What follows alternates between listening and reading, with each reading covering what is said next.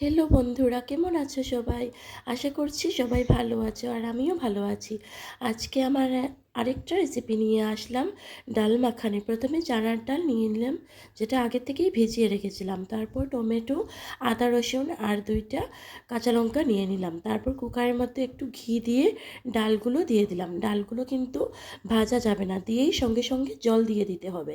তারপরে একটু হলুদ গুঁড়ো দিলাম, তারপরে একটু লঙ্কা গুঁড়ো দিলাম, তারপরে একটু জিরে গুঁড়ো দিলাম আর একটু লবণ দিয়ে কুকারের মুখটা বন্ধ করে গ্যাসে চাপিয়ে দিলাম। তারপর আদা রসুন আর লঙ্কাগুলো পেস্ট করে নিলাম আর টমেটো আলাদা পেস্ট করে নিলাম। তারপর শুকনো কড়াইয়ের মধ্যে একটু গোটা ধনে, ব্ল্যাক পেপার আর মৌরি ভেজে রেখে দিলাম, ক্রাশ করে রেখে দিয়েছি। তারপর ডালগুলো হুইসেল দিয়ে দিলে নামিয়ে কড়াইয়ের মধ্যে একটু ঘি দিয়ে, একটু বেশি করেই ঘি দিতে হবে।